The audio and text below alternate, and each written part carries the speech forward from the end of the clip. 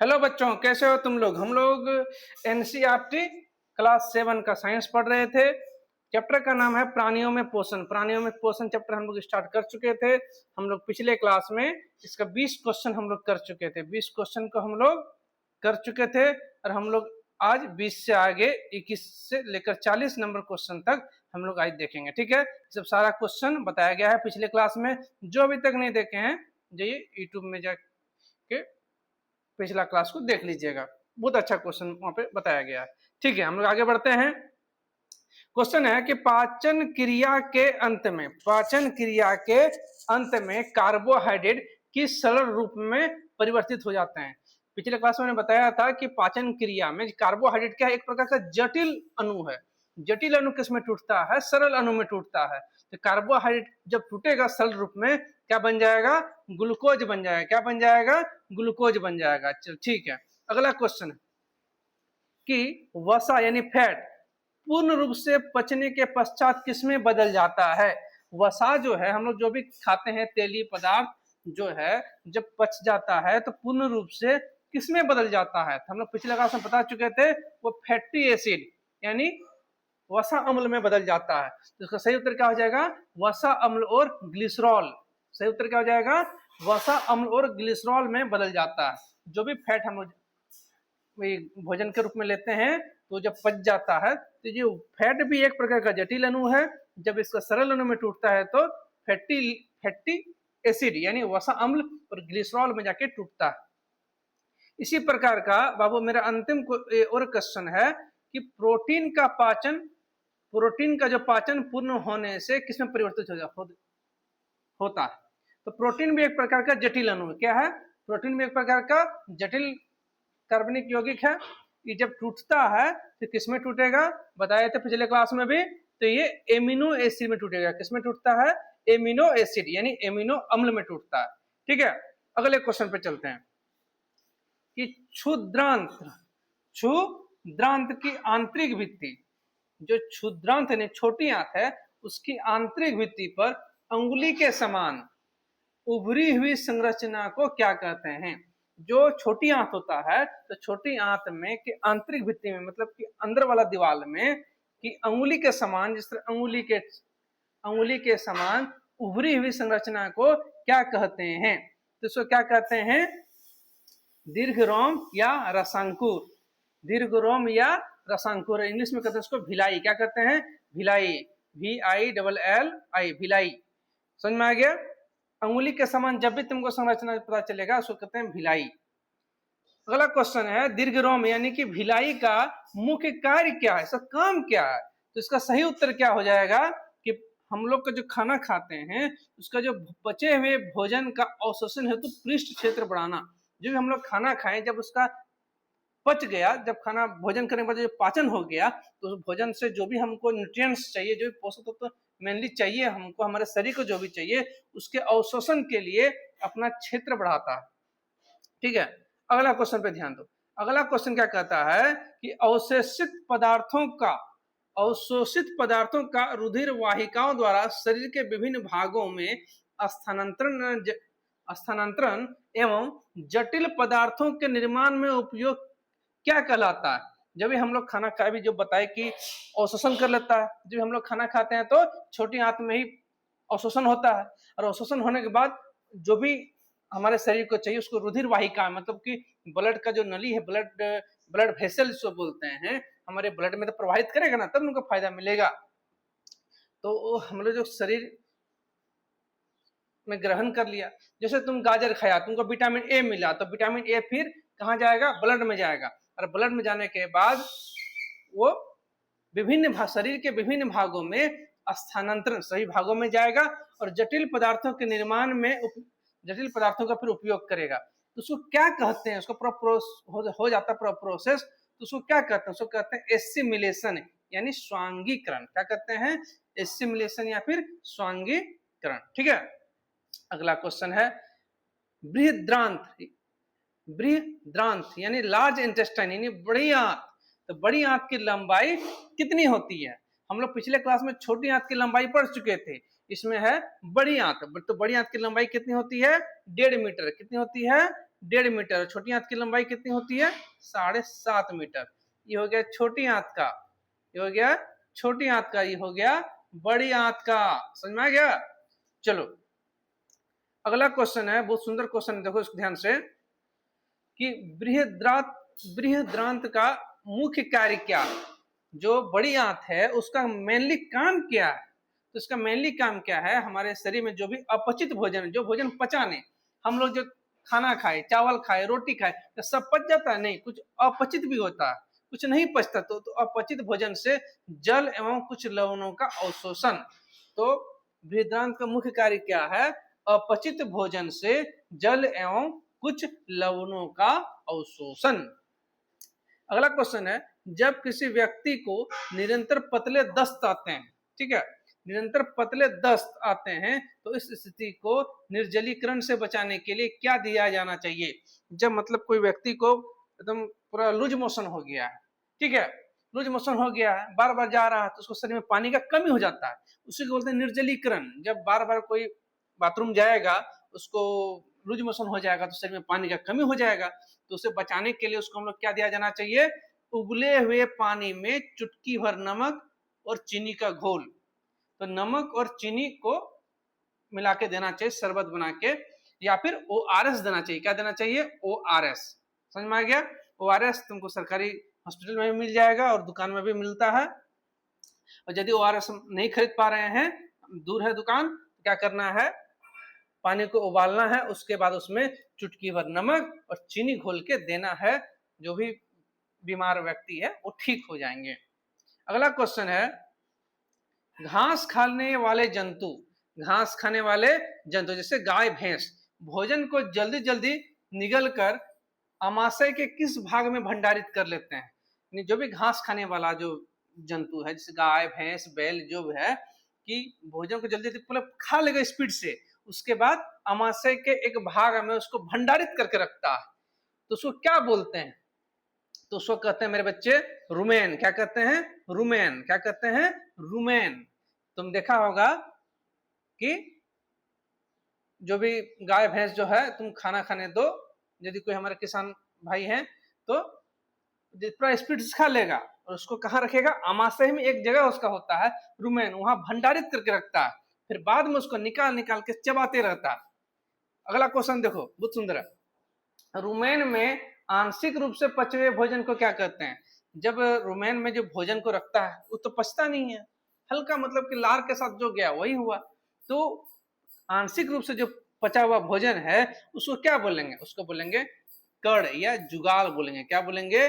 कड़ या जुगाल। फिर उसको निकाल के मुंह पिघारते रहेगा, जुगाली करते रहेगा। देखा होगा कि जो गाय वगैरह, गाय जो होती है या फिर बैल वगैरह जो होगा, तो खाली बैठे कुछ खाएगा नहीं, लेने से मुंह चबाते रहेगा, तो उसको बोलेंगे जुगाली कर रहा है। तो जुगाली कैसे कर रहा है? फिर अपने रुमेन से भोजन को निकाल के, फिर रुमेन से भोजन को निकाल लिया, फिर बाद में उसको बैठ के पागुर कर रहा है, यानी जुगाल कर रहा है। समझ में आ गया? तो उसको कहते हैं जुगाल। जब रुमेन में आंशिक रूप से पचे हुए भोजन को क्या कहते हैं? जुगाल कहते हैं। अगला क्वेश्चन देखो, घास में कौन सा कार्बोहाइड्रेट प्रचुर मात्रा में पाया जाता है जिसे मनुष्य आसानी से नहीं पचा सकता? जो हम लोग का जो घास होता है, हम लोग मनुष्य नहीं खा पाते हैं। क्यों? उसमें एक प्रकार का कार्बोहाइड्रेट होता है जो प्रचुर मात्रा में पाया जाता है, ठीक है, जिसको हम लोग पचा नहीं पाएंगे। तो कौन सा कार्बोहाइड्रेट है? तो सेल्यूलोज है। क्या है? सेल्यूलोज। बाकी ग्लूकोज तो हम लोग का चावल वगैरह खाए तो ग्लूकोज बनता ही है। सुक्रोज, चीनी वगैरह में सुक्रोज मिल जाता है। फ्रुक्टोज जो फल में जो तुमको जो मीठा लगता है, फ्रुक्टोज के कारण लगता है। तो इसका सही उत्तर क्या हो जाएगा? ख, सेल्यूलोज। तो जो घास वगैरह में क्या रहता है? सेल्यूलोज, जिसको हम लोग आसानी से पचा नहीं पाते हैं। चलो अगला क्वेश्चन है, रोमन्थी यानी रूमिनेंट्स में सेल्यूलोज का पाचन करने के लिए जीवाणु कहाँ पाए जाते हैं? सॉरी, कहाँ पाए जाते हैं? पहली बात समझो कि रूमिनेंट्स बोलते किसको हैं? जिसमें रुमेन रहेगा उसको बोलेंगे रूमिनेंट्स। और रुमेन किसमें रहेगा? रुमेन बोलते किसको हैं? जो अमाशय के पास एक थैली रहता है, जो उसका भोजन को स्टोर करके रखता है, भंडारित करके रखता है, घास वगैरह जो खाता है, घास खाने वाला जंतु जो भी होता है। तो ही जो भी गाय भैंस बैल, ये सब जो उसको बोलेंगे रूमिनेंट्स, क्या बोलेंगे लोग को, रूमिनेंट्स में सेलुलोज का पाचन करने के लिए स्पेशल जीवाणु होता है जो कि हमारे मनुष्य के शरीर में नहीं होता। तो स्पेशल लोग का शरीर में जो जीवाणु होता है वो कहाँ पाया जाता है, तो पाया जो जाता है कहाँ पाया जाता है, अंधनाल, अंधनाल में या फिर रुमेन में, ठीक है, रुमेन में एक अंधनाल होता है सीकम, उसी में पाया जाता है वही जीवाणु। इसीलिए वो लोग पचा पाता है, हम लोग नहीं पचा पाते हैं, सिंपल सी बात है। अमीबा किस प्रकार का जीव है, अगला क्वेश्चन है कि अमीबा, पता है कि अमीबा किस प्रकार का, अमीबा जो है एक प्रकार का जो है प्रोटोजोआ है, क्या है, प्रोटोजोआ। अमीबा भी एक प्रकार का सूक्ष्म जीव है, तो ये प्रोटोजोआ के श्रेणी में आता है, समझे क्या, प्रोटोजोआ। जिस तरह बैक्टीरिया होता है, बैक्टीरिया हो गया, फंगस हो गया, उसी प्रकार का प्रोटोजोआ होता है, तो अमीबा क्या एक प्रकार का प्रोटोजोआ है, ठीक है। और ये जलाशय में पाया जाने वाला एक कोशिकी सूक्ष्म जीव है।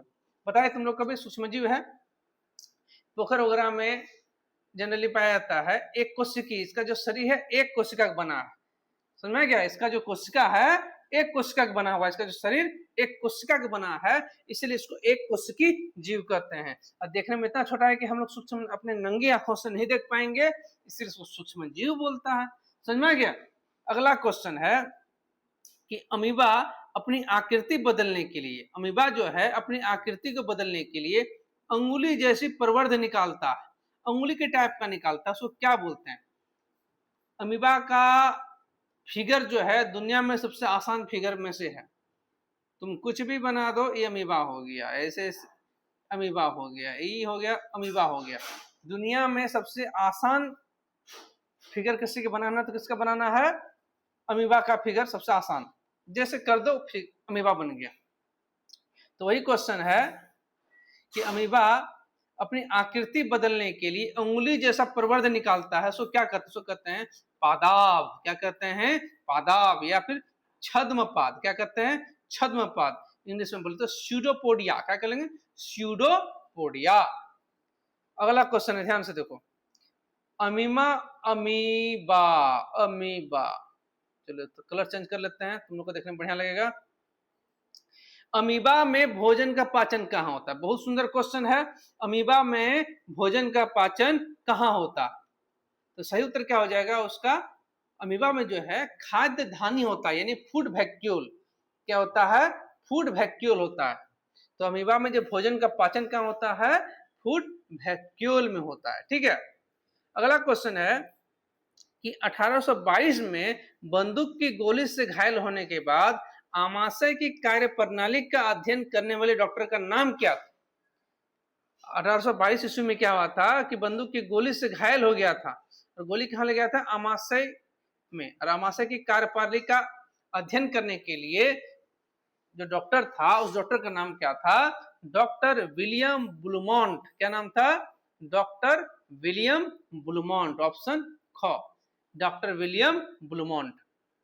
अगला क्वेश्चन है, मानव में भोजन के अंतर्ग्रहण की प्रक्रिया, मानव में भोजन के अंतर्ग्रहण की प्रक्रिया मुख्य रूप से किसके द्वारा होती है। हम लोग जो खाना खाते हैं, तो हम लोग जो खाना खाते हैं नहीं ग्रहण करते हैं, तो उसकी प्रक्रिया मुख्य रूप से किसके द्वारा होती है, भोजन हम लोग किसके द्वारा खाते हैं, अरे बुढ़बा, भोजन मुंह के द्वारा खाता है ना, भोजन मुंह में खाते हैं, भोजन मुंह में खाते हैं, रटना नहीं, खाली भोजन मुंह से करता है ना, स्किन से करता है, त्वचा से करेगा, नाक से करेगा, मुख से न करेगा, तो भोजन हम लोग कहां से करते हैं, मुख के द्वारा करते हैं। तो वही क्वेश्चन घुमा फिरा के बोल रहा है कि मानव में भोजन के अंतर्ग्रहण की प्रक्रिया, देख रहा है, लेवल बढ़ा दिया है, प्रक्रिया मुख्य रूप से किसके द्वारा होती है, तो हम लोग जानते हैं भोजन हम लोग मुख के द्वारा, यानी मुख गुहिका के द्वारा करते हैं, ठीक है। अगला क्वेश्चन है, अपचित एवं अनवशोषित भोजन, मतलब उसको अवशोषित नहीं कर पाते हैं, भोजन शरीर से बाहर निकालने की क्रिया को क्या कहते हैं। हम लोग जानते हैं कि हम लोग का जो भी हम लोग जो खाना खाते हैं, जो पचित नहीं हुआ, जो फालतू चीज है, जो हम लोग शरीर में बेकार है, उसको हम लोग शरीर से बाहर निकाल देते हैं, तो उसको क्या कहते हैं, निष्कासन कहते हैं। क्या कहते हैं? निष्कासन कहते हैं। और इसका दूसरा नाम क्या है? उत्सर्जन भी हुआ ही। उत्सर्जन भी, जब हम लोग का जो यूज नहीं है हमारे शरीर में, अपचित है, उसको जब शरीर से बाहर निकाल देते हैं, उसे कहते हैं निष्कासन। क्या कहते हैं? निष्कासन। अगला क्वेश्चन है, कंकाल के रूप में अस्थायी दांतों की कुल संख्या वयस्क मानव में कितनी होती है? तो क्वेश्चन घुमा फिरा के बोल रहा है, तुमको लेकिन घबराना नहीं है। तुमसे क्वेश्चन पूछ रहा है कि मानव के शरीर में वयस्क मानव जो है, नहीं बड़ा आदमी जो होता है, लगभग 22, 25, 30 जो साल का जो होता है, उसके बाद जो वयस्क हो जाता है, वयस्क मतलब क्या? एडल्ट, उसके मुंह में के गो दांत होता है? तो तुम नहीं जानता है कि 32 गो दांत होता है?